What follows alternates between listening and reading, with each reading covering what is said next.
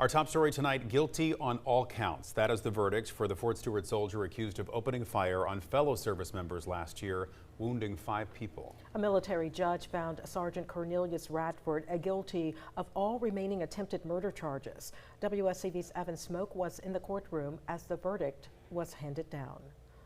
More than 10 months after opening fire on his fellow soldiers here at Fort Stewart, Sergeant Cornelius Radford was found guilty of 6 specifications of attempted murder. 2 specifications of attempted premeditated murder and 4 specifications of attempted unpremeditated murder. Radford previously pleaded guilty to 6 offenses of aggravated assault on March 31st. The trial this week centered around Radford's intent in the August 6, 2025 shooting. Prosecutors argued that he intended to kill his fellow soldiers, while the defense countered that Radford was suicidal and only trying to provoke police into shooting and killing him. The prosecution called 16 witnesses who testified about their experience that day. Despite the guilty verdict, the judge says there may be an unreasonable multiplication of charges in this case and asked counsel to share their input with him before sentencing. Sentencing is tentatively scheduled for Monday, June 22nd at 9 a.m., but this could be delayed after Radford's defense announced its intentions to file a motion that would lessen his sentence due to improper pretrial punishment. We'll let you know what decision is made. Reporting from Fort Stewart, Evan Smoke, WSAV News 3, on your side.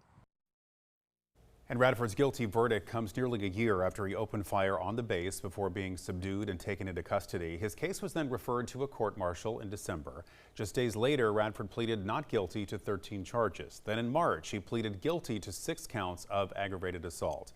The remaining 6 attempted murder charges were decided during this week's trial, ending today with that guilty verdict on all counts.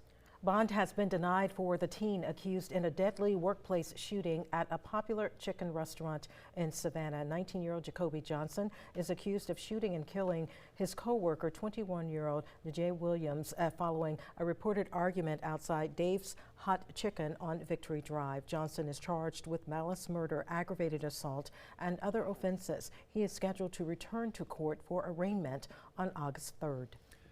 New at 6, a former Richmond Hill Middle School teacher is facing serious charges following an arrest in Chatham County. Authorities say that Rory James Mooney has been indicted on child molestation charges. Mooney was arrested in Chatham County on June 9th and is currently being held in the Bryan County Detention Center.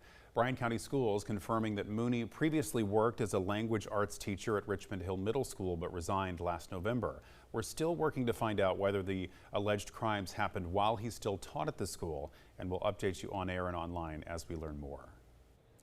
New at 6, a local rescue is sounding the alarm about 4 dogs that are almost out of time. Renegade Paws Rescue says the dogs could be euthanized on Monday unless foster homes or adoptions are found. The organization says 4 dogs named Sushi, Ice, Missile, and Sassy are currently at municipal shelter that is over capacity. Rescue officials say the shelter does not have space to keep them long term and are urging the community to step in through fostering or adoption.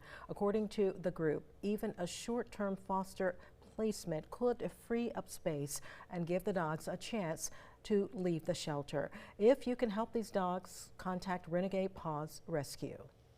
South Carolina's runoff election is Tuesday, with several key races still up for grabs. The Republican runoffs for Attorney General, Governor, and Agriculture Commissioner are all on the ballot. And in the 1st Congressional District, both parties are now deciding their final nominees. Nancy LaCour, a former admiral and once a Republican, is now running as a Democrat, saying that she wants to bring leadership experience from her time in the military into public office. Mac DeFord is making another attempt at the seat after falling short just 2 years ago. His campaign is focused on turning out voters who did not take part in the last election in hopes of flipping the outcome this time around. I think it starts and saying, look, I want to hear what's on your mind. I want to hear, what is important to you and what you would like to see out of your congressperson. I think that's what it starts with, and then making sure that they're going to be heard and that they know that you're still going to fight for them, even though they didn't vote for you. And yet all the Republicans, the 2 Republicans that are running right now, all they're doing is upholding and supporting this administration. And people are fed up with what they're seeing abroad. They're even more fed up with what they've been seeing in this country, and they're ready for change. And I'm the one who can bring that change. The 1st Congressional District race is the only Democratic runoff on the ballot Tuesday. On the Republican side, voters will choose between State Representative Mark Smith and Charleston City Councilwoman Jenny Honeycutt. A Juneteenth celebration taking place right now in downtown Savannah. Plant Riverside is marking the holiday with an evening of stories, songs, and tribute to faith, fortitude, and freedom. Master storyteller Lillian Grant Baptiste will headline the program, along with other performers sharing stories and music centered on Juneteenth themes. We will have more on this event coming up tonight on News 3 at 10 and 11. Well, Juneteenth celebrations are expanding across Tybee Island this weekend with multiple events honoring freedom and civil rights history. WSAV's Tyler Nicole has more on the weekend-long events on the island. Juneteenth on Tybee Island is not only about celebrating the end of slavery, it's also about recognizing the fight for civil rights, including the integration of beaches that were once denied to Black people. The 6th annual Wade-In will start the Juneteenth commemorations tomorrow morning. The Wade-In is followed by a 3-day festival that will include artists, vendors, nonprofit organizations, and performers. I think it's very important that we celebrate Juneteenth because, one, it's American history, it's our history, it's giving acknowledgement of, of our history in reference from being brought from Africa to be enslaved here in the United States, and then also, going to our emancipation, our freedom. So I feel that it's very important that, we continue to share our history, so therefore history doesn't repeat itself. The Wade-In starts right here on South Beach tomorrow at 9 a.m. and then festivities will begin from 12 to 6 on Saturday and Sunday. Now you can find a full list of those festivities on our website. Reporting on Tybee Island, Tyler Nicole, WSAV News 3, on your side. Happening now, our Schools Out Summer Food Drive continues. We're teaming up with Second Harvest of Coastal Georgia and Food Lion to make sure that no child is left without something to eat this summer. WSAV's Nikaya Harris joining us now live from our donation site today, the Food Lion store on King George Boulevard.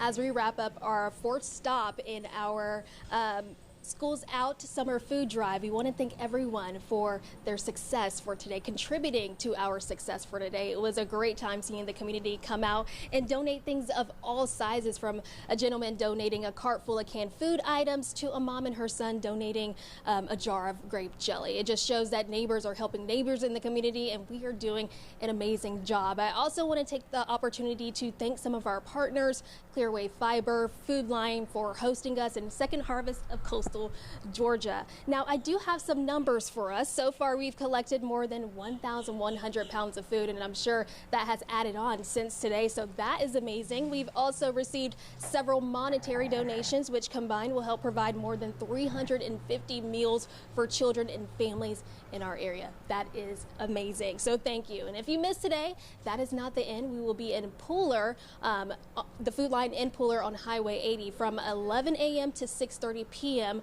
So I hope to see you there, but I do want to leave you with something. There's power in one item, one donation helps one family. Thank you so much for everyone who contributed, and I hope to see you at our next stop. Reporting live in Savannah, Nikaya Harris, WSAV News 3 on your side.